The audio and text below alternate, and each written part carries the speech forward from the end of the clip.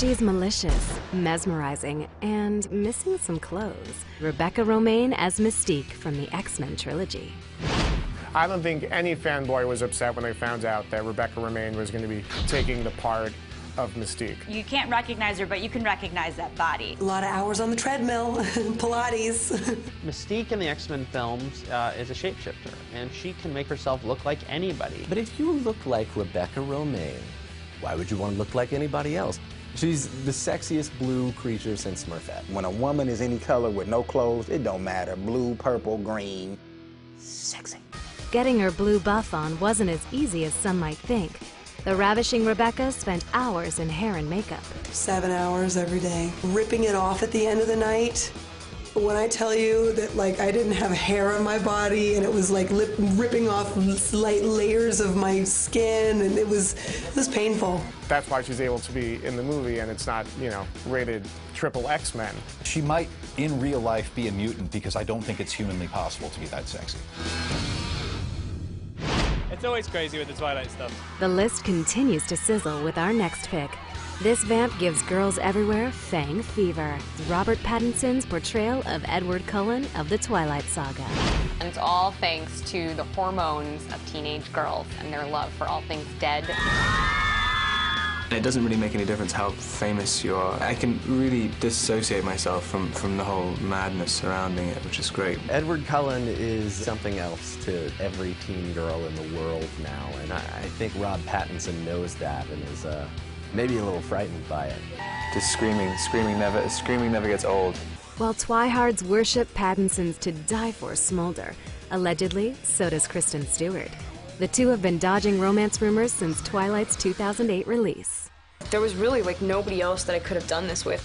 He's described like on every page how beautiful he is and how otherworldly. He shines like diamonds. No wonder he's a girl's best friend. Edward is the ultimate wish fulfillment for a girl. He's just got that combination of factors, the sensitivity, but also the toughness that girls are going to swoon after. He's a vampire, yes, he needs blood, but he also needs love. From one bad boy bloodsucker to another, Ian Somerhalder's dashing Damon Salvatore from the Vampire Diaries. Hollywood's really changed when it comes to vampires and beasts and things like that. I mean, we had Bela Lugosi in the 30s. Now we're seeing these really hot guys. I hypnotized them and convinced everyone to give me the job, and here I am. I mean, have you seen the man? I feel like we should have a moment of silence for his hotness.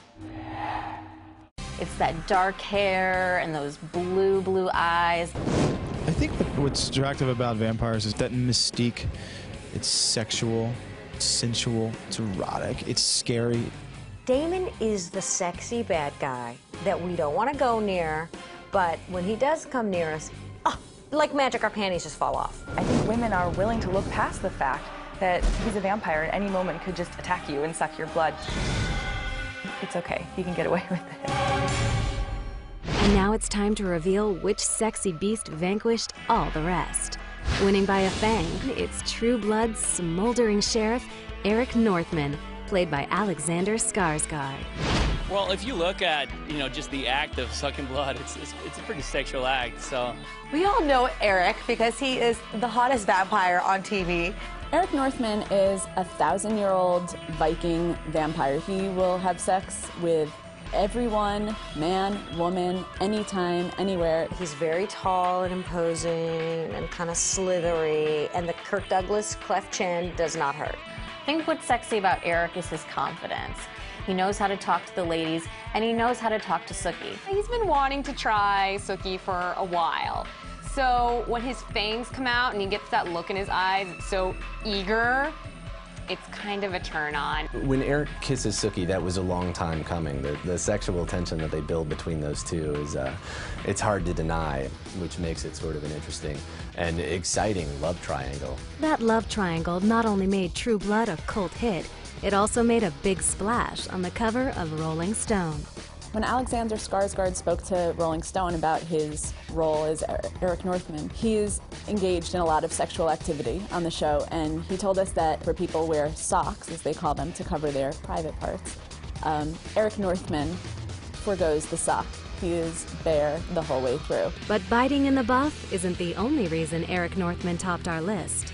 There's a misconception that he's just the evil vampire leader, and believe it or not, he does have a sensitive side and a very loyal side. Eric is the sexiest of all the sexy beasts because he's dangerous, and yet you still want to jump him even though it would be harmful to your health.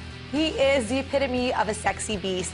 He's fun, he's fearless, he's charming. He's evil, he's daring, he's confident, he's everything that you want a sexy beast to be.